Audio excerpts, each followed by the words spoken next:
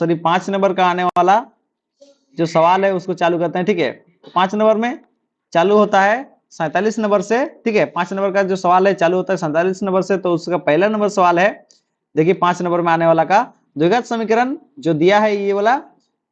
सबसे पहले क्या निकालना है, विवेक्तर निकालना है। बी नंबर में निकालना है मूलों की प्रकृति, और सी नंबर में निकालना है द्विघात सूत्र का उपयोग करते हुए मूल निकालना है। ठीक है, तो बात सुनिए, ध्यान दीजिएगा। सबसे पहले हल लिखेंगे, हल लिखने के बाद लिखेंगे हम लोग दिया है।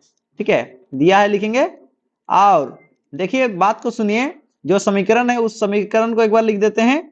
समीकरण जो भी दिया है उसको लिख दिया जाए एक बार। ठीक है, समीकरण दिया है हम लोग को 2x² - 6x + 3 बराबर में 0। आपको याद रखना है कि जो x² के आगे में जो रहता है उसको क्या बोलते हैं, a, और जो x के आगे में रहता है उसको क्या बोलते हैं, b, और जो सिंगल में रहता है उसको क्या बोलते हैं, c। इस प्रकार से a का मान कितना हो गया, a बराबर x² के आगे में कितना है 2, और b का मान कितना हो जाएगा, x के आगे में कितना है, x के आगे में है -6, तो b का मान हो जाएगा -6। ठीक है, आगे बात कर रहे हैं, ये b है, ये 6 है। ठीक है, चलिए अब जो सिंगल में रहता है उसको क्या बोलते हैं, c का मान कितना है 3, कितना है 3। ठीक है, आप ध्यान दीजिएगा मेरे बात को। सबसे पहला नंबर में निकालना है विवेक्तर, तो विवेक्तर का सूत्र होता है, विवेक्तर का सूत्र होता है विवेक्तर। विवेक्तर को हम लोग दिखाते हैं किससे, d से दिखाते हैं, और d बराबर क्या होता है, b² - 4ac, यही होता है। ठीक है, चलिए मान बैठाते हैं। b का मान कितना है, b का मान है -6, ऊपर में स्क्वायर है तो स्क्वायर, माइनस है तो माइनस, 4 है तो 4, a का मान है आपका 2, और c का मान कितना है, c का मान है 3। ठीक है, 6 का स्क्वायर, अगर स्क्वायर है तो माइनस क्या हो जाएगा, प्लस हो जाएगा। स्क्वायर है तो माइनस क्या हो जाएगा, प्लस, और 6 का स्क्वायर मतलब 6 गुना 6, 6 गुना 6 कितना होगा रे, 36, माइनस है तो माइनस, 4 दूने 8, गुना में 3 बचा है, गुना में 3 लिखिए, और सुनिए 36, और माइनस है तो माइनस, 8 तिया 24, है ना। चलिए 36 में 24 घटाएंगे 12 बचता है, और ये हो गया डी का मान। इसके बाद फिर आगे बढ़ते हैं, आगे देखेंगे। 1 नंबर तो हो गया। अब मूलों की प्रकृति, मूलों की प्रकृति क्या होगा, ध्यान दीजिएगा। चलिए अब डी का मान देख के हम लोग को मूलों की प्रकृति निकालना पड़ता है। ये ए नंबर का रहा, और आपका बी नंबर का जो है ना, बी नंबर का लिखा जाएगा मूलों की प्रकृति, मूलों की प्राकृतिक, मूलों की प्राकृतिक। मूलों की प्रकृति किससे पता चलता है, डी से, और डी का मान क्या है, 0 से बड़ा है ना, तो डी का मान 0 से अगर बड़ा रहता है, डी का मान 0 से बड़ा होता है। देखिए यहाँ पे 12 है, 12 तो 0 से बड़ा है, हाँ कि नहीं। डी का मान क्या होगा, 0 से अगर बड़ा होगा तो मूलों की प्रकृति क्या होता है, मूलों की प्रकृति होता है वास्तविक, वास्तविक और समान होता है।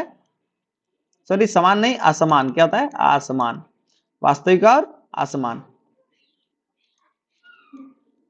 वास्तविक और असमान होता है। ठीक है, समझ में आ रहा है। चलिए तो बात समझ में आया, बी नंबर पे लिख दिए। अब सी नंबर से आपको क्या करना है, अभी सी नंबर से आपको हल चालू करना है। सी नंबर में क्या बोला है, सी नंबर में बोला है द्विघात सूत्र से इस्तेमाल करके मूल निकालना है। तो लिखेंगे द्विघात सूत्र, द्विघात सूत्र, द्विघात सूत्र। तो द्विघात सूत्र में क्या होता है, द्विघात सूत्र -b, पहले लिखेंगे x बराबर क्या होता है, x बराबर होता है -b। ठीक है, -b plus minus root b² - 4ac बटा में 2a, ये होता है द्विघात सूत्र होता है। अब चलिए मान बैठाइए फटाफट से। हाँ, b का मान कितना है, आगे में देखिए फॉर्मूला का माइनस है तो माइनस लिख देंगे, और b का मान कितना है, b की जगह आप लिख देंगे -6, b का मान -6 है ना, इस कारण से ब्रैकेट में b का मान -6 लिख दिए।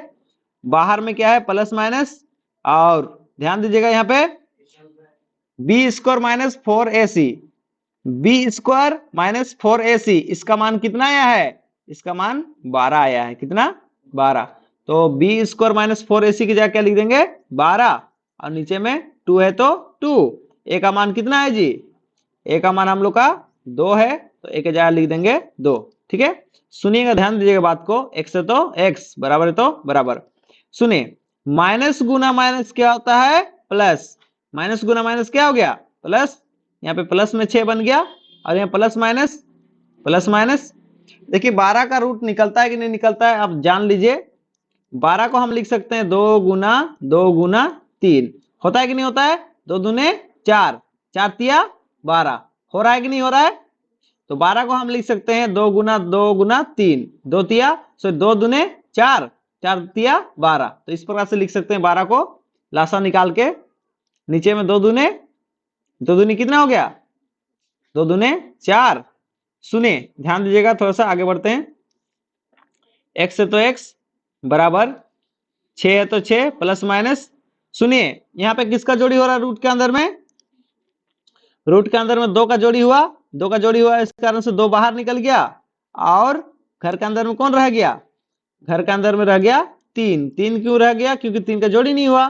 नीचे में 4 है तो 4। ठीक है, अब इस जगह पे थोड़ा सा याद रखिएगा, 6 को हम ऐसे लिख सकते हैं। 6 को हम क्या लिख सकते हैं? 6 को हम लिख सकते हैं 2 गुना 3 लिख सकते हैं कि नहीं लिख सकते हैं? 6 को, 6 को हम लिख सकते हैं क्या? 2 गुना 3। ऐसा क्यों लिख रहे हैं आप बताते हैं। देखिए, अब देखिए प्लस माइनस के इस पार और प्लस माइनस के इस पार कौन चीज सेम है? प्लस माइनस के इस पार और इस पार कौन सा चीज सेम है? यहाँ पे 2 है, इस साइड में भी 2 है कि नहीं? है ना? तो दोनों साइड में कौन सेम निकला? 2 निकला है। कौन निकला है? 2। दोनों साइड में 2 है, 2 क्या कर देंगे? 2 को x बराबर 2 को क्या कर देंगे? यहां से और यहां से बाहर निकाल देंगे। क्या कर देंगे? बाहर निकाल देंगे। तो अंदर क्या बचा? यहाँ 2 निकल गया तो क्या बचा? 3। फिर प्लस माइनस, फिर क्या बचा है? 2 निकल गया तो √3, और नीचे में क्या है जी? 4। तो देखिए गुना में है, नीचे में भागा में है, दोनों कटेगा। 2 एकम 2, 2 दूने 4। बात समझ में आया? तो आप देखिए, ध्यान दीजिएगा, x का मान कितना हो गया? x का मान हो गया 3 प्लस माइनस √3 बट्टा में 2। ठीक है, देखिए तो हम क्या लिखेंगे? तो देखिए ये प्लस माइनस दोनों में है, तो हम क्या करेंगे? एक बार प्लस में लिखेंगे x। ध्यान दीजिएगा, x बराबर कितना? 3। यहां देखिए प्लस माइनस दोनों है ना, तो एक बार प्लस में लिखेंगे। 3 है तो 3, फिर क्या लिखेंगे? प्लस √3 बट्टा में 2। फिर क्या करेंगे? x बराबर में 3 प्लस वाला लिख दिए, अब माइनस वाला लिखेंगे। माइनस √3 बट्टा में कितना? 2। तो 2 ठो मूल आ गया, तो ये हो गया आंसर। ठीक है, बात समझ आ रहा है? इतना आसान है, आप बना के जरूर आइएगा। चल करते हैं, ध्यान दीजिएगा, यहाँ पे 48 नंबर सवाल है। सवाल को देखते हैं। सिद्ध करें कि यदि किसी त्रिभुज की एक भुजा का वर्ग, किसी त्रिभुज का एक भुजा का वर्ग है ना, अन्य 2 भुजाओं के वर्ग के योग के बराबर होता है। देखो, अन्य 2 भुजा का वर्ग के बराबर होता है, तो पहली भुजा का सम्मुख कोण समकोण होता है। ठीक है, सम्मुख का मतलब क्या? सामने वाला। ठीक है, ध्यान दीजिएगा, बात को सुनिए। यहाँ पे क्या बोल रहा है कि पहला भुजा का वर्ग है ना, पहला भुजा का वर्ग यानी कि जो भी भुजा का वर्ग करेंगे वो बराबर होगा क्या? किसके साथ? दूसरा भुजा और तीसरा भुजा का वर्ग के साथ क्या होगा? बराबर होगा। दूसरा भुजा का वर्ग और तीसरा भुजा का वर्ग का दोनों का जोड़ के साथ क्या होगा? बराबर होगा। ठीक है, यहाँ दिया क्या है? देखिए, एक भुजा का वर्ग, देखो एक भुजा का वर्ग, ये पहला भुजा का वर्ग क्या है? बराबर है किसके साथ? दूसरा भुजा और तीसरा भुजा का वर्ग के साथ क्या है? दोनों को जोड़ देने के बाद ये पहला भुजा के साथ क्या हो रहा है? बराबर हो रहा है। कौन? दूसरा भुजा और तीसरा भुजा का जोड़, है ना? तो देखिए, ध्यान दीजिएगा, सिद्ध करना है कि यहाँ जो b है, ठीक है, b जो है, जो कण का जो, ध्यान दीजिएगा, ये जो पहला भुजा जो है ना, पहला भुजा के सामने वाला कौन कौन सा है? ये b है। सामने वाला मतलब क्या? इसका ठीक सामने वाला कौन कौन सा होगा? b। बात समझ में आ रहा है? आप देखिए, इसका सामने वाला कौन कौन सा होगा? सामने वाला कौन? ये वाला होगा। समझ में आ रहा है? तो सिद्ध करना है कोण ए बी सी बराबर कितना? 90 डिग्री। कोण ए से कहा गया बी से कहा गया सी, और बीच में कौन है बताइए? बी है। इस कारण से ये जो कोण बी है, बी को कितना दिखाना है? 90 डिग्री। ठीक है, तो सुनिए, रचना करेंगे, इसमें कुछ अपने से रचना करते हैं। क्या रचना करेंगे, देखिए, एक समकोण त्रिभुज पी क्यू आर इस प्रकार बनाया। देखिए, ये तो मेन वाला जो दिया है त्रिभुज वो वाला त्रिभुज है, जो सवाल में बोला है वो वाला त्रिभुज है, ठीक है। सवाल में जो त्रिभुज बोला है वही वाला त्रिभुज ये है। और यहाँ पे इस त्रिभुज के अंदर में ए बी सी के अंदर में क्या दिया है, ए बी सी के अंदर में दिया है AC का स्क्वायर बराबर AB का स्क्वायर प्लस BC का स्क्वायर दिया है। देखिए, ये जो तिरछा वाला जो है ना, ये क्या है, कण है, क्या है, कण। और ये जो सीधा वाला क्या है, लंब है, ठीक है, लंब है। और ये नीचे वाला क्या है, आधार, ठीक है, आधार है। तो हम लोग तो जानते हैं ये वाला होता है कि कण का स्क्वायर बराबर लंब का स्क्वायर प्लस आधार का स्क्वायर, पता है ना ये वाला। ये तो पाइथागोरस का नियम होता है। तो त्रिभुज ABC में ये वाला पाइथागोरस का नियम दिया हुआ है, ठीक है, दिया हुआ है। तो हम लोग को क्या सिद्ध करना है कि यहाँ पे 90 डिग्री का कोण होगा बोल के सिद्ध करना है, समझ रहा है। ध्यान दीजिएगा। और ये वाला त्रिभुज को ऐसे बनाए हैं कि इसका यहाँ पे जो कोण कौन है, कोण PQ जो है ना यहाँ पे कोण, वो कोण कितना होना चाहिए, 90 होना चाहिए। वैसे वाला चित्र अपने से क्या किए हैं, रचना किए हैं, ठीक है। तो ये वाला त्रिभुज में एक ठो कोण ये वाला 90 है, ये रचना कर दिए। इसमें 90 नहीं है, ठीक है, याद रखिए, इसमें 90 नहीं है, ये रचना किए हैं वो वाला त्रिभुज में, यहाँ पे 90 है, ठीक है। तो आगे बढ़ते हैं, ध्यान दीजिए। चलिए, रचना खत्म हो गया, आप बात करते हैं, सुनिए, प्रमाण का बात करते हैं। प्रमाण का मतलब होता है सिद्ध। सिद्ध करने के जगह में हम क्या करते हैं, जो त्रिभुज की रचना की है वो त्रिभुज को लेंगे। रचना हम कौन सा त्रिभुज किए हैं, खुद से कौन सा त्रिभुज को बनाए हैं, PQR को हम खुद से बनाए हैं, ठीक है। चलिए, तो बात करेंगे PQR में ही। तो देखिए, ध्यान दीजिएगा, त्रिभुज PQR में कोण PQR बराबर कितना दिया है, 90। PQR मतलब ध्यान दीजिएगा, P से कहा गया Q से कहा गया R, P से कहा गया Q से कहा गया R। तो बीच में कौन बना है, बीच में कौन है, Q। तो जो बीच में रहता है वहां पे कौन बनता है, क्या, 90 का। देखिए, यहाँ ध्यान दीजिएगा, तो यहाँ देखिए बीच में जो कोण है Q है, इस कारण से जो कोण बन रहा है 90, ये कहाँ पे बन रहा है, Q में बन रहा है, ठीक है। तो कोण का नाम इस प्रकार से लिखते हैं, जहां पे कोण बनता है उसका वो कहाँ पे होता है, बीच में होता है, ठीक है। देखिए, बीच में है ना Q, जहां पे कोण बन रहा है। तो देखिए, ये वाला कोण इतना दिया है, ये वाला कोण, इस कोण का नाम क्या है, कोण PQR है, इस कोण का नाम। आगे बात करेंगे। तो हम लोग जानते हैं पाइथागोरस का नियम से, क्या जानते हैं पाइथागोरस का नियम, कि H ये क्या होता है, कण को क्या बोलते हैं, कण को बोलते हैं H। और ये लंब को क्या बोलते हैं, लंब को बोलते हैं P। और नीचे वाला आधार होता है, क्या होता है, आधार, आधार क्या बोलते हैं, B। समझ में आ रहा है। तो पाइथागोरस का नियम क्या होता है, पाइथागोरस का नियम होता है H² बराबर P² प्लस B²। तो P की जगह कौन है, सॉरी H की जगह कौन है, H की जगह देखिए, H की जगह पे कौन है, PR। तो H की जगह पे लिख दिए, देखिए PR लिखे कि कितने लिखे, बराबर है तो बराबर, ऊपर में स्क्वायर था तो स्क्वायर। PQ देखिए, लंब की जगह कौन है, ये लंब की जगह देखिए PQ है, कौन है, PQ। इस कारण से P की जगह क्या लिख दिए, AB, नहीं ना, सॉरी, क्या लिख दिए हैं, PQ ना। चलिए, ठीक है, PQ लिख दिए हैं। और ऊपर में P का स्कोर है, तो इस कारण से AB का स्कोर, सॉरी, PQ का स्कोर हो गया। आगे देखिए, उसके बाद कौन है, आधार की जगह कौन है, QR, कौन है, आधार की जगह पे QR है, तो आधार की जगह क्या लिख दिए, QR। और B का स्कोर है तो QR का स्कोर लिख दिए। समझ में आया कि नहीं बात को, आया ना, तो समझाया, समझ में आ गया। चलिए, ये पाइथागोरस का नियम से लिख दिए हैं। आगे बात सुनिए, ध्यान दीजिएगा। देखिए, PQ किसके साथ बराबर है, PQ किसके साथ बराबर है, AB के साथ। तो PQ की जगह क्या लिखेंगे, AB, ऊपर में स्क्वायर है तो स्क्वायर, प्लस है तो प्लस, QR की जगह क्या लिखेंगे, QR की जगह पे BC लिख सकते हैं ना जी। QR किसके साथ बराबर है, QR BC के साथ बराबर है।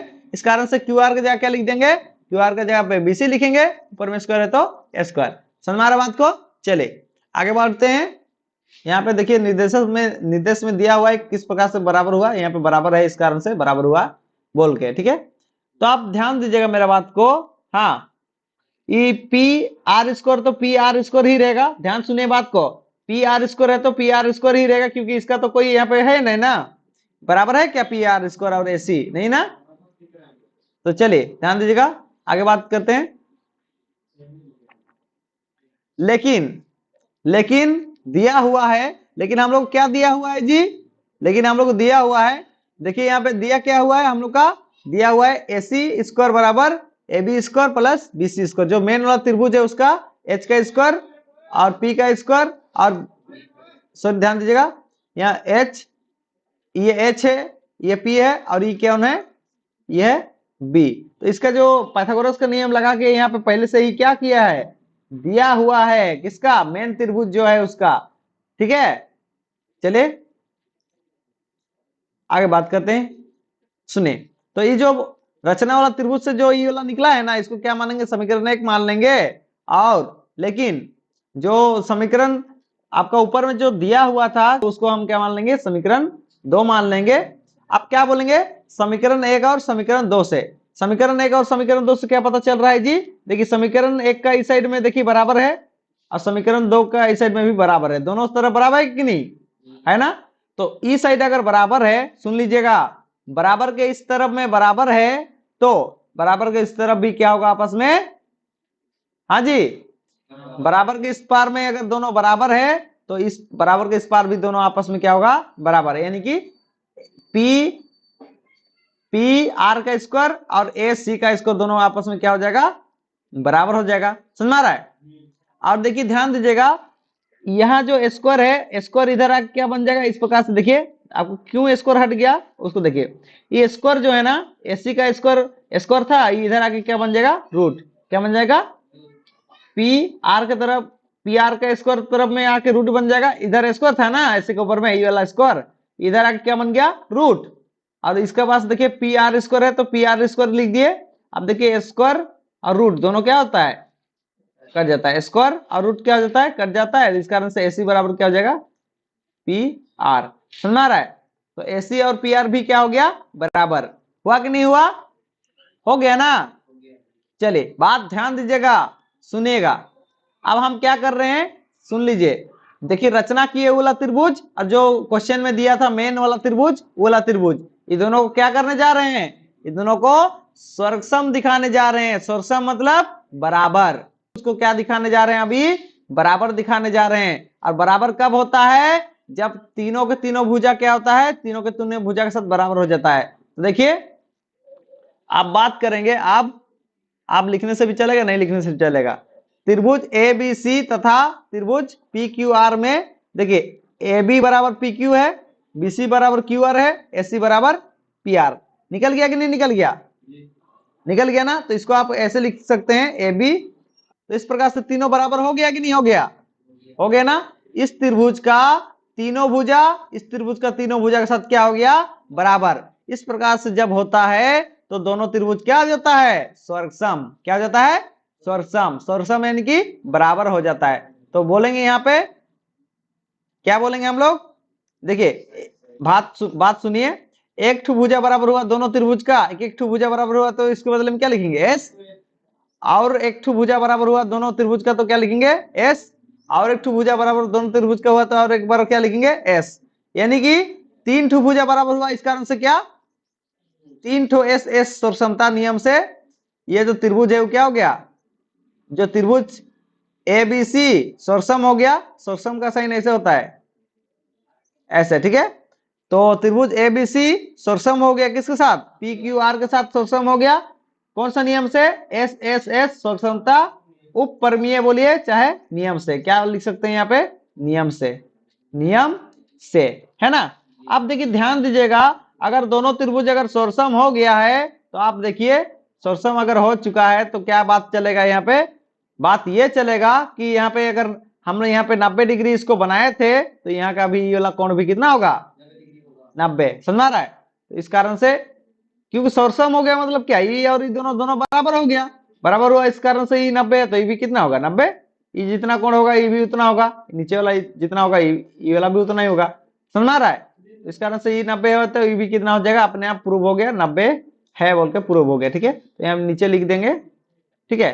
तो इस तरह से हम लोग का जो कोण एबीसी यानी मेन वाला जो त्रिभुज है एबीसी, यानी कि बीच में कौन है, कोण बी। कौन है बीच में, बी, बी है ना। और यहाँ देखो कोण, इसका क्या नाम होता है, कोण पी क्यू आर, इसमें बीच में कौन है, क्यू। ये दोनों जो कोण है, ये दोनों कोण किसके साथ बराबर हो जाएगा, दोनों मिलके 90। समझ में आ रहा है, ई भी 90 के बराबर हो गया, ई भी 90 के बराबर हो गया। समझ में आ रहा है, क्योंकि दोनों त्रिभुज का दोनों ही सेम सेम जगह में है, इस कारण से दोनों त्रिभुज का ये जो कोण है वो दोनों क्या हो गया, 90 के बराबर हो गया। इस प्रकार से सिद्ध हो गया कि कोण एबीसी कितना हो गया, 90।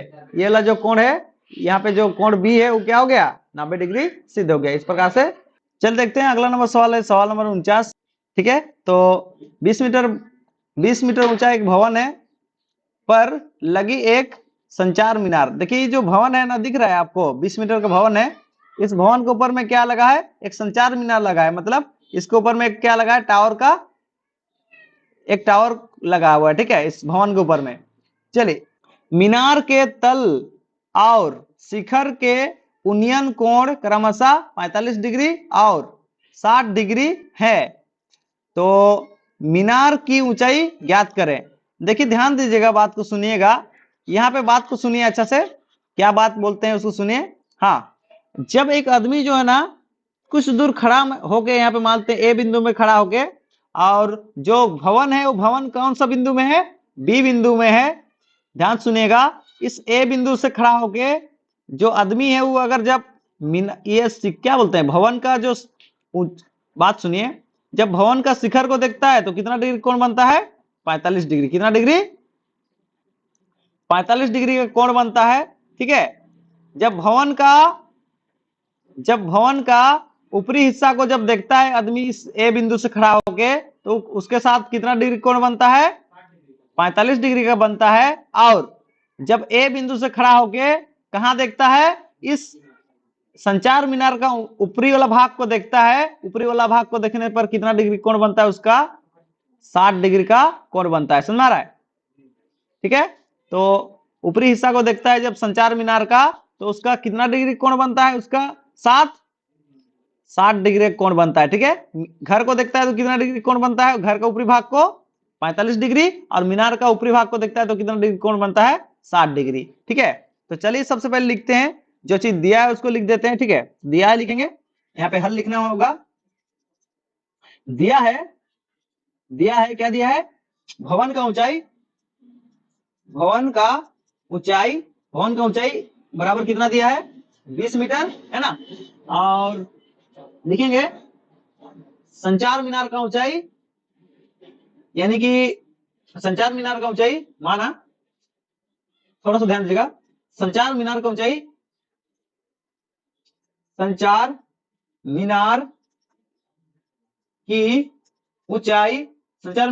बराबर क्या लिखेंगे, h।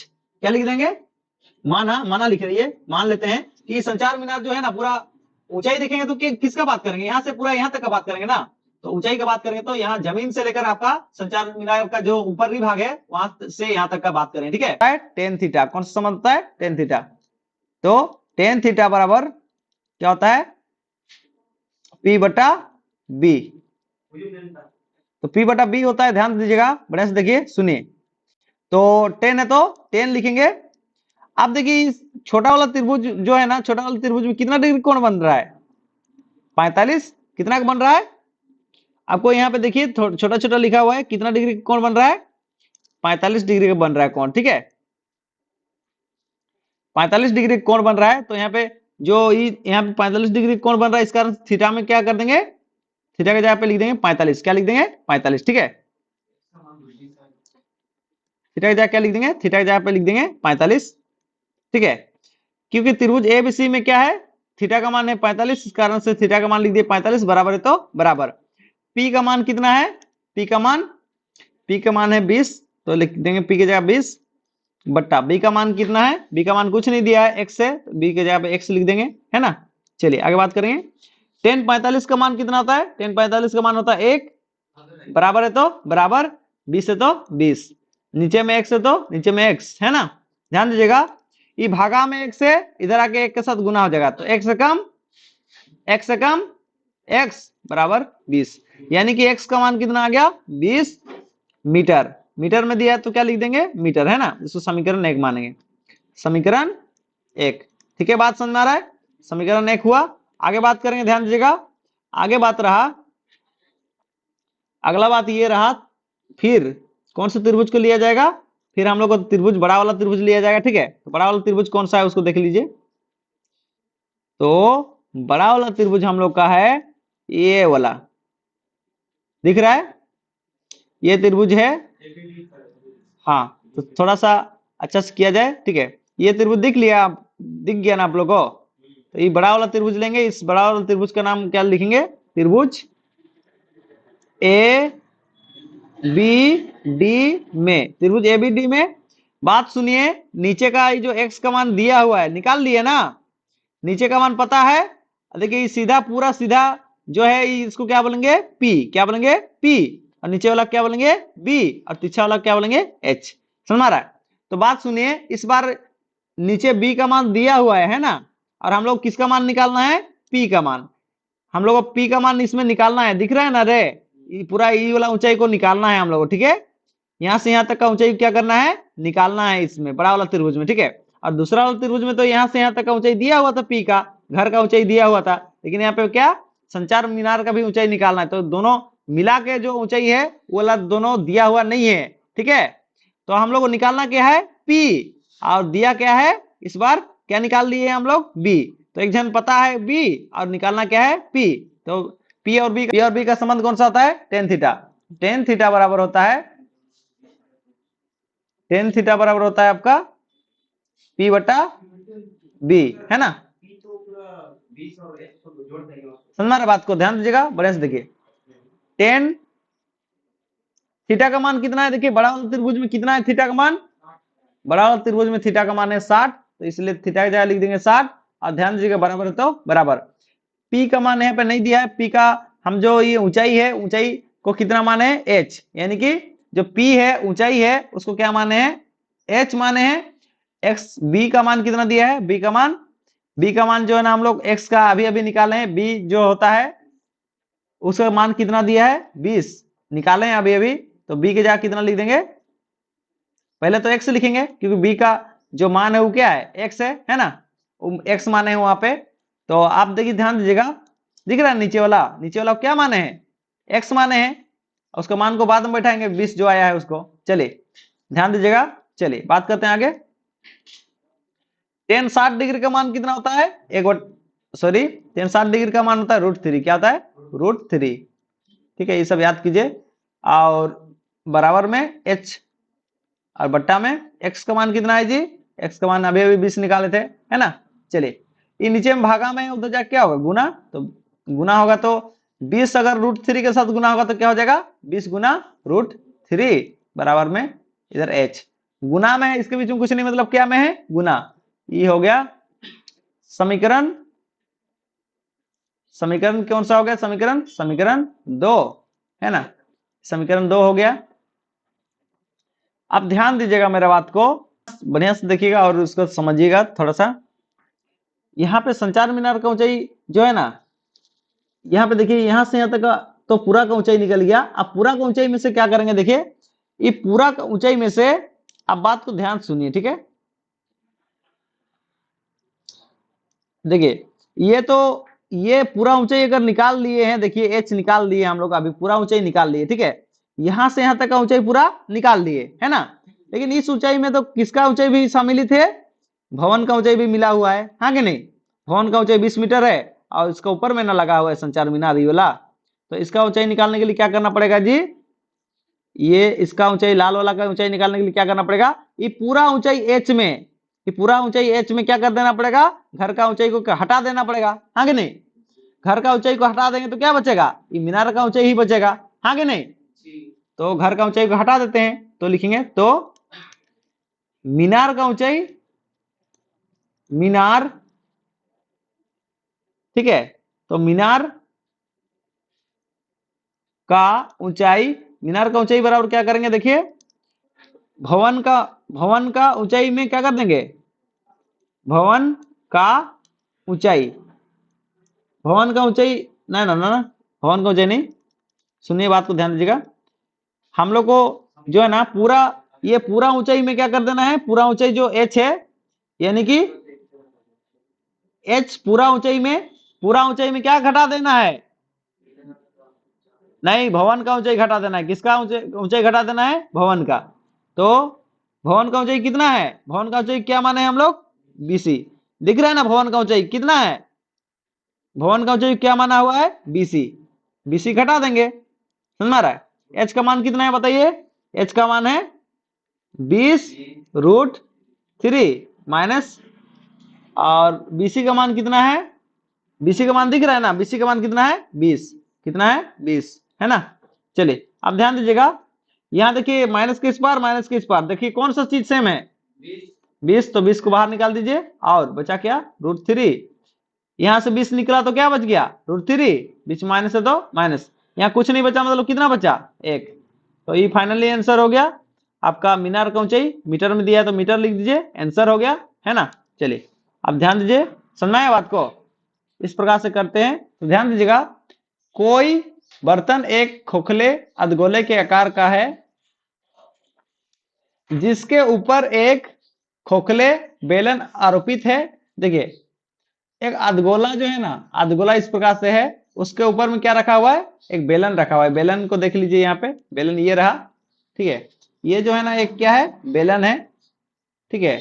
ये एक बेलन है, दिख रहा है ना आपको, एक बेलन उसके ऊपर रखा हुआ है। बेलन ऐसे आकार को बोलते हैं हम लोग बेलन, क्या बोलते हैं, बेलन, समझ रहा है। तो उस प्रकार का बेलन एक क्या हुआ है, रखा हुआ है, किसके ऊपर में, अधगोला के ऊपर में। बात समझ में आ रहा है। चलिए ध्यान दीजिएगा, तो अधगोला का व्यास कितना दिया है, व्यास दिया है, व्यास का मतलब इसका पूरा चौड़ाई दे दिया है। चौड़ाई कितना दे दिया है, 14 सेंटीमीटर है। और इस बर्तन की कुल ऊंचाई इसका बर्तन का पूरा ऊंचाई कितना दिया है, 13 सेंटीमीटर दिया है ना। आगे बात करेंगे, इस बर्तन की आंतरिक पृष्ठीय क्षेत्रफल ज्ञात करें। तो इसका अंदर का जो पृष्ठीय क्षेत्रफल है, यानी कि जगह, पृष्ठीय क्षेत्रफल का मतलब क्या होता है, जगह, क्या होता है, जगह। इस बर्तन का अंदर का जगह को कितना है उसको निकालना है, ठीक है। ध्यान दीजिएगा, जल्दी से देखिए। हाँ, पात्र का मतलब क्या लिखना है यहाँ पे, बर्तन, क्या लिखना है, बर्तन, है ना। तो बर्तन की त्रिज्या R निकालने के लिए क्या करना पड़ेगा, जो भी व्यास है, बात सुने ध्यान दीजिएगा, जो भी व्यास होता है उस व्यास को 2 से भाग दे देने से, देखिए 14 जो व्यास है उसको 2 से भाग दे देने से क्या निकल गया, R यानी कि त्रिज्या, ठीक है। बर्तन का त्रिज्या निकल गया कितना, 7 सेंटीमीटर, है ना। पात्र का मतलब क्या होता है, बर्तन, क्या होता है, बर्तन। तो बर्तन की कुल ऊंचाई कितना दिया है, बर्तन की कुल ऊंचाई दिया है आपका 13 सेंटीमीटर।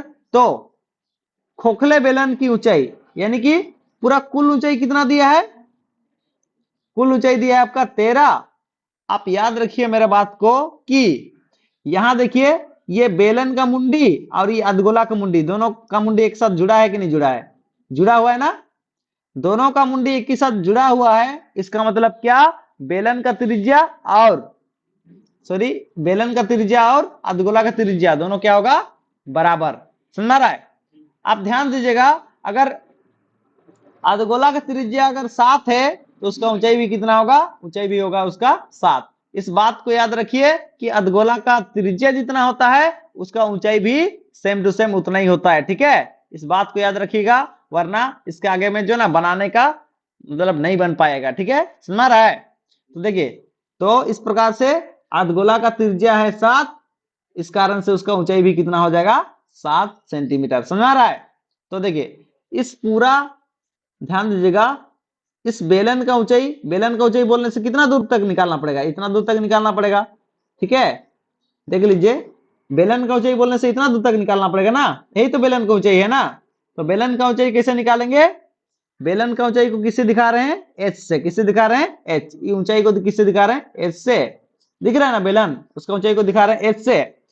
ये पूरा कुल लंबाई में अगर हम घटा देंगे इसका ऊंचाई को, अधगोला का ऊंचाई को घटा देंगे तो क्या बचेगा, बेलन का ऊंचाई बचेगा कि नहीं बचेगा। हम बोल रहे हैं उसको सुनिए, ध्यान दीजिएगा। हम बोल रहे हैं कि ये पूरा बर्तन का ऊंचाई में 13 सेंटीमीटर जो ऊंचाई बर्तन का है, उसमें से हम क्या कर देंगे, आपका अधगोला का ऊंचाई को क्या कर देंगे, काट के हटा देंगे। काट के हटा देंगे तो क्या बचेगा, हम लोग का बेलन का ऊंचाई बचेगा कि नहीं बचेगा? समझ में आ रहा है? अर्धगोला का ऊंचाई को हटा देंगे तो क्या बचेगा? खाली बेलन का ऊंचाई घट बचेगा। तो देखिए कुल ऊंचाई 13 सेंटीमीटर है, उसमें हम क्या कर रहे हैं? अर्धगोला का जो ऊंचाई है उसको क्या कर दे रहे हैं? घटा दे रहे हैं। घटा देने का मतलब हटा दे रहे हैं।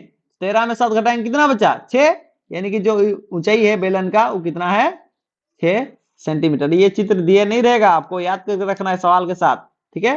तो ये सवाल आएगा तो चित्र भी इसी को बनाना पड़ेगा। तो ऊंचाई कितना निकल गया हम लोग का फाइनली? 6 सेंटीमीटर, है ना? तो हम यहाँ पे क्या करना पड़ेगा? देखिए यहाँ पे दो चीज का हम लोग को क्षेत्रफल निकालना पड़ेगा। कौन कौन सा चीज का? बेलन का और अर्धगोला का।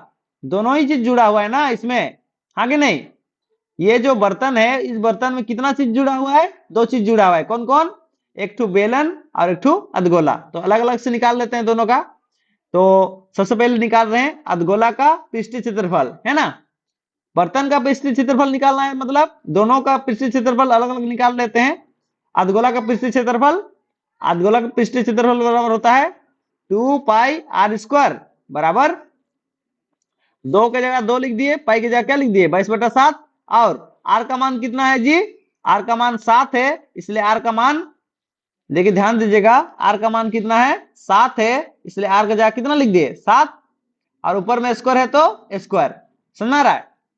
देखिए ध्यान दीजिएगा, आर का मान कितना है? 7, ऊपर में स्क्वायर है तो स्क्वायर, ठीक है? और स्क्वायर है इस कारण से 7 को कितना बार लिखेंगे? 2 बार। समझ में आ रहा बात को?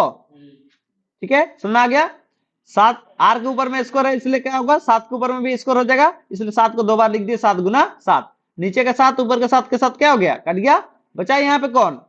बचा हम लोग का, ध्यान दीजिएगा कौन कौन बचा, देख लीजिए। हम लोग का बचा यहाँ पे 22 और 2 बचा। 22 और 2 को गुना करेंगे कितना हो जाएगा? 44। 22 और 2 को गुना करेंगे कितना हो जाएगा जी? 44। और इधर गुना में कौन बचा है? और एक ठू 7। तो 44 और 7 को गुना करेंगे कितना आ जाएगा? 308 सेंटीमीटर स्क्वायर। यानी कि अर्धगोला का पृष्ठीय क्षेत्रफल कितना निकल गया? पृष्ठीय क्षेत्रफल निकल गया 308 सेंटीमीटर स्क्वायर। समझ में आया ना? नीचे का ये वाला और ये वाला कटा। और 2 बार 7 क्यों लिखे? समझ में आया? क्योंकि आर का स्क्वायर है, मतलब 7 को कितना बार लिखेंगे? 7। आर का जगह कितना लिखना होगा? 7। और 7 के ऊपर में स्क्वायर रहेगा तो क्या करेंगे? 7 को 2 बार लिखना पड़ेगा। समझ में आया? नीचे का 1 7, ऊपर का 1 7 के साथ कट गया। और 2 और 22 को गुना कर देंगे तो कितना हो गया? 44। और इधर गुना में कौन बचा है? 7। तो 44 गुना 7 कितना हो गया? 308 हो गया। समझ में आया? ये हो गया अर्धगोला का पृष्ठीय क्षेत्रफल। आप किसका निकालना होगा? बेलन का। समझ में आ रहा है? अर्धगोला और बेलन दोनों जुड़ा हुआ है ना रे बर्तन में, तो फिर आप किसका निकालेंगे? बेलन का। तो बेलन का पृष्ठीय क्षेत्रफल बराबर क्या होता है? बेलन का पृष्ठीय क्षेत्रफल याद रखिएगा ये सबको, ठीक है? फॉर्मूला, ये फॉर्मूला, ये फॉर्मूला। बेलन का पृष्ठीय क्षेत्रफल बराबर क्या होता है? 2 पाई आर एच, है ना? 2 है तो 2, पाई की जगह क्या लिखेंगे? 22/7। आर का जगह क्या लिखेंगे? आर का जगह पे 7। और एच की जगह क्या लिखेंगे? 6। एच का मान निकाले थे ना अभी 6। ये एच का मान है, देखिए एच का मान कितना निकाले? 6। तो एच के जगह 6 लिख दिए। अब सुनिए, नीचे का 7 ऊपर का 7 किसके साथ क्या हो गया? नीचे 7 ऊपर 7 कट गया। और 22 दूने 44 हो गया। और गुना में कौन बचा है? 6। तो 44 को 6 से गुना करेंगे कितना होगा? 264। आप देखिए ध्यान दीजिएगा, ये बेलन का निकाल लिए पृष्ठीय क्षेत्रफल और अर्धगोला का भी पृष्ठीय क्षेत्रफल निकाल दिए। अब दोनों का पृष्ठीय क्षेत्रफल को जोड़ देंगे तो क्या निकल जाएगा? कुल बर्तन का पृष्ठीय क्षेत्रफल निकलेगा कि नहीं निकलेगा? निकलेगा ना? इसलिए बर्तन का आंतरिक पृष्ठीय क्षेत्रफल बराबर 308 और 264, दोनों को जोड़ दिए कितना हो गया? 572 सेंटीमीटर स्क्वायर। क्षेत्रफल निकालते हैं, सेंटीमीटर रहता है तो क्या बन जाता है? Centimetre square. बात समझ आ रहा है? इस प्रकार से, इस तरह से हो गया, काम खत्म। अब फिर अगला सवाल देखेंगे इसके बाद, ठीक है? तो सवाल 51 नंबर देखिए। सवाल 51 नंबर क्या है? पानी पीने वाला एक गिलास 14 सेंटीमीटर ऊंचाई वाले एक शंकु के छिन्नक के आकार का है, ठीक है? पानी पीने वाला गिलास एक शंकु के छिन्नक के आकार का है, ठीक है? दिख रहा है ना? दोनों वृत्ताकार सिरों के व्यास 4 सेंटीमीटर और 2 सेंटीमीटर दिया है। तो ऊपर वाला जो बड़ा वाला सिरा है उसका व्यास कितना दिया है? व्यास मतलब चौड़ाई कितना दिया है? 4 सेंटीमीटर। और छोटा वाला जो सिरा है नीचे दिख रहा है आपको, इसका चौड़ाई कितना दिया है 2 सेंटीमीटर। इस गिलास का धारिता निकालना है। धारिता का मतलब आयतन। क्या निकालना है? आयतन। कौन सा आकार का है बताइए? शंकु के छिन्नक के आकार का है। ऊंचाई कितना है बताइए? ऊंचाई है एच, आपका कितना दिया है? एच दिया है आपका, एच दिया है 14 सेंटीमीटर। ऊंचाई 14 सेंटीमीटर दिया है ना जी। चलिए आप ध्यान दीजिए थोड़ा सा, बात को क्या बोल रहे हैं उसको सुनिए। देखिए व्यास दिया है, पहला जो दिया है बड़ा वाला का व्यास कितना दिया है 4 सेंटीमीटर। तो व्यास को हम कितना से भाग करते हैं तो त्रिज्या निकलता है 2 से। किससे भाग करते हैं? ध्यान दीजिएगा, जो व्यास दिए रहता है उस व्यास को कितना से भाग करते हैं तो त्रिज्या निकलता है 2 से। तो 2 से भाग करेंगे, 2 एकम 2, 2 दूने 4, यानी कि जो पहला व्यास निकला R1 वो कितना निकला 2 सेंटीमीटर, यानी कि पहला जो त्रिज्या है R1 वो कितना निकला 2 सेंटीमीटर। समझ रहा है? उसी तरह से छोटा वाला का व्यास कितना दिया है? छोटा वाला का व्यास दिया है 2 सेंटीमीटर, और जो भी व्यास दिए रहता है उसको 2 से भाग करने से क्या निकलता है? त्रिज्या। क्या निकलता है? त्रिज्या। व्यास को 2 से भाग करने से निकलता है त्रिज्या। तो नीचे वाला जो व्यास दिया है 2 सेंटीमीटर उसको भी 2 से भाग कर देंगे तो 2 एकम 2, 2 एकम 2। फाइनली जो आंसर आ गया इसका, इस बात सुनिए, ये वाला जो व्यास है इसका त्रिज्या कितना निकल गया? 1। कितना निकल गया? 1। दिखा ना रे, ऊपर का 2 और ऊपर का 2 नीचे का 2 कट गया, 2 एकम 2, 2 एकम 2। फाइनली आंसर कितना निकल गया? R2 का मान 1। समझा रहे बात को? चलिए ध्यान दीजिएगा। अगला बात है, हम लोग क्या करना होगा, देखिए ध्यान दीजिएगा। आगे हम लोग को गिलास का धारिता निकालना है। गिलास का धारिता बोलिए या फिर शंकु, शंकु का छिन्नक, छिन्नक का आयतन। ठीक है, तो शंकु का छिन्नक का आयतन, शंकु के छिन्नक का आयतन बराबर क्या होता है? आयतन को दिखाते हैं V से। V का मतलब होता है वॉल्यूम। ठीक है, सुनिए, शंकु छिन्नक का आयतन बराबर होता है 1/3 पाई H। H मतलब ऊंचाई, R1 का स्क्वायर यानी पहला वाला जो त्रिज्या है उसका स्क्वायर, प्लस R2 का स्क्वायर, R2, हाँ R2 का स्क्वायर, यानी कि जो नीचे में जो त्रिज्या है उसका स्क्वायर, प्लस R1 गुना R2, है ना। R1 और R2 को गुना कर देना है। तो 1/3, तो 1/3 पाई की जगह क्या लिखेंगे 22/7, और H का जगह क्या लिखेंगे जी 14, और ब्रैकेट है तो ब्रैकेट। R1 का मान कितना है 2 है, ऊपर में स्क्वायर है तो स्क्वायर, प्लस है तो प्लस।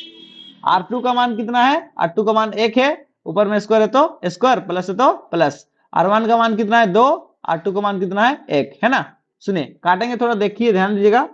7 से काटेंगे, 7 एकम 7, 7 दूने 14, है ना। चलिए अब ध्यान दीजिएगा, और इधर देखिए 2 का स्क्वायर मतलब 2 का स्क्वायर मतलब 2 गुना 2, 2 का स्क्वायर मतलब 2 गुना 2 कितना हो गया 4, प्लस है तो प्लस। 1 का स्क्वायर मतलब 1 गुना 1 कितना हो गया 1, और 2 गुना 1 कितना होगा 2 एकम 2। और सुनिए ये 22 और 2 को गुना कर देंगे कितना होगा 22 दूने 44 हो गया, और 44 से कम 44, 22 दूने 44, 44 से कम 44, ऊपर में 44 हो गया, नीचे में 3 है तो 3, है ना। नीचे में 3 है तो 3, समझ आ रहा है। अब सुनिए 4 1 2 सबको जोड़ देंगे कितना हो जाएगा 7, कितना हो गया 7, और बीच में गुना है तो गुना, समझ आ रहा है। और देखिए 44 और 7 को गुना कर देंगे कितना हो जाएगा, 44 और 7 को गुना करेंगे तो देखिए 7 ऊपर में है, ठीक है, ऊपर वाला को ऊपर वाला के साथ गुना करेंगे, ठीक है ना। तो 7 और 44 को गुना कर देंगे कितना होगा 308/3। आप इतना तक भी छोड़ सकते हैं, आंसर इतना तक भी सही हो जाएगा। सेंटीमीटर में दिया तो सेंटीमीटर क्या हो जाएगा क्यूब, लेकिन इस प्रकार से पूर्णक में निकालने के लिए क्या करना पड़ता है उसको आप देखिए ध्यान दीजिएगा। पूर्णक में निकालने के लिए आपको करना है भाग, तो ऊपर में 308 है, और इधर नीचे में जो नीचे में उसको इधर लिखते हैं, ऊपर में जो रहता है उसको घर का अंदर, तो लिखेंगे 3 एकम 3 एकम 3, 3 में 3 घटा दिया, 0 ऊपर से उतरा 0। अच्छा 3 से 0 भाग जाएगा क्या, नहीं जाएगा, नहीं जाएगा तो फिर क्या करना पड़ेगा 8 को भी उतारना पड़ेगा, तो 8 को भी उतार दीजिए। लेकिन देखिए ध्यान दीजिएगा, जैसे ही 8 उतार रहे हैं तो क्या होगा 2 संख्या नीचे उतर रहा है, हाँ कि नहीं। 2 को संख्या एक ही बार उतर रहा है कि नहीं उतर रहा है, 0 और 8 दोनों एक ही साथ उतर रहा है, 0 और 8 एक ही साथ 2 संख्या उतर रहा है। जब भी भाग में 2 संख्या एक ही बार नीचे उतरता है तो एक क्या लगाना पड़ता है 0, समझ में आ रहा है? इस कारण से भागफल में 0 लगाया। और 3 का पहाड़ा में 8 कितना बार में आएगा? 3 दूने 6 है ना। नीचे क्या उतना बचा? 2। समझ में आ रहा है? नीचे 2 बचा। आप कैसे लिखते हैं इसको पूर्णक में? आप इसको देखिए, अब 3 का पहाड़ा में 2 जाएगा क्या? 3 का पहाड़ा में और 2 नहीं जाएगा। अब कैसे लिखते हैं पूर्णक में, उसको आप समझ लीजिए। जो भागफल में है उसको पहले लिखिएगा। भागफल मतलब समझ में आ रहा है ना ये वाला? और जो यहाँ पे पहले से नीचे में है उसको पहले से नीचे रखिए। समझ में आ रहा है? जो 3 नीचे में है उसको क्या करेंगे? नीचे में। और जो शेषफल में जो आता है वो नीचे में, उसको कहा लिखते हैं? ऊपर। समझ में आ रहा है? और ये जो भागफल है उसको कहा लिखते हैं? बट्टा के बीच में। दिख रहा है ना? बट्टा के बीच में लिखे हैं, है कि नहीं? बट्टा के बीच में है ना। तो इस प्रकार से लिखते हैं।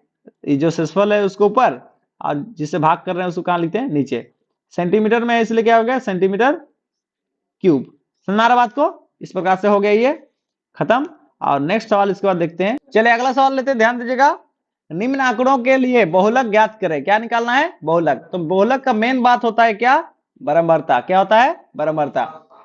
ध्यान देना बात को। बराबरता जो है ना, सबसे बड़ा बराबरता जो होता है वो क्या होता है? मेन बराबरता होता है। समझ में आ रहा है? तो सबसे बड़ा वाला बराबरता कौन सा है? 61। कौन है? 61। सबसे बड़ा बराबरता जो रहता है उसको बोलते हैं F1। F1 से ठीक पीछे रहता है उसको क्या बोलते हैं? F0। और F1 से ठीक आगे जो रहता है उसको क्या बोलते हैं? F2। है ना। आप ध्यान दीजिएगा मेरे बात को। सबसे बड़ा बराबरता जो रहता है उसको क्या बोलते हैं? बहुलक का। बात सुनो। सबसे बड़ा बराबरता जो रहता है, सबसे बड़ा बराबरता जो रहता है, उसी का ऊपर वाला जो वर्गंतराल होता है उसको क्या बोलते हैं? बहुलक का वर्गंतराल। समझ आ रहा है? ध्यान दीजिएगा। हल लिखेंगे। हल लिखने के बाद क्या लिखना होगा? बहुलक। अगर माध्यक दिए रहता तो आपको ऊपर में क्या लिखना पड़ता? माध्यक। बहुलक। बहुलक बराबर, फिर उसके बाद क्या करेंगे? पहली बात तो लिखेंगे बहुलक का वर्ग अंतराल। क्या लिखेंगे? बहुलक का वर्ग अंतराल, है ना। बहुलक का वर्ग अंतराल किसको बोलते हैं? बराबरता में ही सबसे बड़ा जो है उसका ऊपर वाला को देखेंगे। सबसे बड़ा कौन है? 61। कौन है? 61। 61 के ऊपर में कौन है वर्ग अंतराल? 60। 80। 60 से लेकर 80 तक, है ना। आप सुनिए, एल किसको बोलते हैं बताइए? वर्ग अंतराल में जो पहले रहता है उसको क्या बोलते हैं? एल। पहले में कौन है? 60, है ना। अब एच कैसे निकालते हैं? बड़ा वाला को छोटा वाला से घटा देते हैं। 80 में से किसको घटाएंगे? 60। तो कितना निकल गया? 20। ऐसे निकल गया 20। F0 कितना दिया है? F0 दिया है हम लोग को 52। F0 कितना दिया है? 52। F1 कितना है? F1 है आप लोग का 61। और F2 कितना है? F2 है हम लोग का 38। समझ आ रहा है? तो हम लोग निकालेंगे अभी क्या? बहुलक। तो बहुलक का फॉर्मूला भी हम लोग को जानना पड़ेगा, ठीक है। तो बहुलक का फॉर्मूला क्या होता है? बहुलक का फॉर्मूला बराबर होता है, बहुलक बराबर होता है, हाँ, L plus F1 minus F0 बट्टा 2 गुना F1 minus F0 minus F2। और बाहर में कौन होता है? H, है ना। सुनिए, चलिए L का मान बताइए। L का मान है हम लोग का 60 प्लस, हाँ, F1 का मान बताइएगा। F1 का मान रहा 61 माइनस है तो माइनस। F0 का मान कितना है जी? F0 का मान है हम लोग का 52। तो F0 का मान 52 हमेशा याद रखिए। आगे 2 गुना F1, 2 गुना F1। F1 का मान कितना है? F1 का मान है 61, ठीक है। 2 है तो 2 लिख दिए। F1 का मान 61 लिख दिए, बीच में कुछ नहीं, मतलब गुना। माइनस है तो माइनस। F0 का मान कितना है? F0 का मान है 52, बीच में माइनस है तो माइनस। F2 का मान कितना है? F2 का मान है 38। कितना है? 38। और ध्यान दीजिए, हाँ, H का मान कितना है? H का मान 20। तो गुना में 20 लिख दीजिए, कोई दिक्कत नहीं। 60 प्लस, सुने, 61 में अगर 52 घटाएंगे कितना बचेगा? 9। कितना बचेगा? 9 बचेगा। आगे 60 और 61 और 2 को गुना कर देंगे, कितना होगा? 2 अच्छे दूने 12। 100 कितना हो गया? 122 हो गया है ना, ठीक से लिखा जाएगा 122। फिर माइनस है तो सुने, आप देखिए दोनों गुना कर, बात सुनिए ध्यान दीजिएगा, 61 और 2 को गुना कर दी कितना हो गया 122 हो गया, कितना हो गया 122। अब देखिए दोनों ही माइनस में है, कौन कौन 52 और 38, दोनों ही माइनस में रहने से क्या करना पड़ता है, जोड़ना पड़ता है, क्या करना पड़ता है, जोड़ना पड़ता है। तो 38 में 52 जोड़ेंगे कितना होगा, 8 2 10 हो गया, 10 के 0, और इधर 5 3 8, 8 में जोड़ेंगे तो 9, यानी कितना हो गया 90। तो दोनों ही माइनस में था, इस कारण से आगे में क्या लिखेंगे माइनस, और दोनों को जोड़ देने के बाद कितना आ गया 90, ठीक है। और तो गुना में कितना है, गुना में 20, सुनो 60 है तो 60 प्लस 9 बट्टा में, इसमें अगर घटाएंगे 1 2 2 माइनस कितना 90, घटाने से कितना होगा, 90 घटाने से कितना होगा बताओ, चलिए ध्यान दीजिएगा, अगर 2 में अगर 0 घटाएंगे तो क्या बचेगा 2, और 12 में कितना घटाना पड़ेगा, 12 में 9 घटाने से 3 बचा, यानी कि 32 बच गया, कितना बच गया 32। और गुना में कौन बचा है, गुना में 20 है ना। काटेंगे किससे का पारा से काटेंगे, 2 का पारा से, हाँ नहीं 4 का पारा से भी कटेगा ना, 4 बचे 20 और 4 अठे 32 है ना, 4 अठे 32 हो गया। तो कितना बचा जी हम लोग फाइनल है, यहाँ पे फाइनली बचा है 60 जोड़ क्या बचा है 9 और 5 को गुना कर देंगे, है ना, दिख रहा है ना। पहले तो किससे काटे, 4 से काटे ऊपर नीचे, हाँ, और यहाँ क्या बचा 5, यहाँ बचा 9, 9 पचे 45, और नीचे क्या बचा है 8। अभी दोनों को भाग कर देंगे, भाग करने का भाग कर देते हैं, देखिए किसी प्रकार से होता है, ध्यान दीजिएगा, इसमें भाग देते हैं पूरा, जो ऊपर में 45 है उसको घर के अंदर, और जो सॉरी जो 45 है उसको घर के अंदर, जो नीचे में 8 है उसको क्या करेंगे घर के बाहर। तो 8 का पारा में 45 से पहले कौन आता है, 45 से पहले 8 छक 48, नहीं 8 पचे 40, 8 पचे 40, और बचा कितना 5 बचा, 4 में 4 गुना चिन्ह हो गया, दशमलव लगाएंगे तो क्या आ गया यहाँ पे 0, और 8 8 8 छक 48 हो गया, है ना। और इधर से एक उधारी लेंगे तो कितना बन जाएगा 10, 10 में 8 घटाएंगे तो कितना बचा 2, इधर 4 में 4 गुना चिन्ह, दशमलव लगाएंगे तो एक आपने से क्या लगा सकते हैं 0, दशमलव लगाए तो अपने से 1 0 लगा सकते हैं, 20 बन गया। और 4 दूने सॉरी 8 दूने 16, 8 दूने 16 हो गया है ना, 8 दूने 16। अब 6 में 0 में 6 तो नहीं घटेगा, एक उधारी लेगा तो कितना बन जाएगा 10, 10 में 6 घटाएंगे कितना बच गया 4, यहाँ दशमलव लगाए तो क्या लगा सकते हैं अपने से 0, दशमलव लगाए तो क्या लगा सकते हैं अपने से 0, और 8 का पहाड़ा में 40 कितना बार में 8 बचे 40। फाइनल जो रिजल्ट आ गया हम लोग का, ये दोनों काटने के बाद कितना आ जाएगा 5.625 है ना। तो फाइनली इसको जोड़ा जाएगा 60 जोड़ ये वाला को जोड़ा जाएगा, ठीक है, कितना आया 5.625 है ना। कैसे जोड़ेंगे देखिए, दशमलव, ये दशमलव से तो आगे है कौन 60, कौन दशमलव से आगे है ना 60, और यहाँ पे दशमलव से आगे कौन है 5, तो 60 और 5 को जोड़ेंगे कितना हो जाएगा 65, कितना हो जाएगा 65, और दशमलव के पीछे में जो है वो तो रहेगा ही, कोई दिक्कत नहीं, ठीक है ना।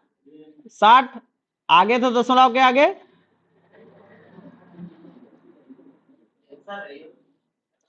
हाँ 60 दशमलव से आगे है और 5 दशमलव से आगे है, तो दोनों को जोड़ देंगे तो कितना हो गया 65, और दशमलव के पीछे जो भी है सेम टू सेम, यही हो गया आंसर।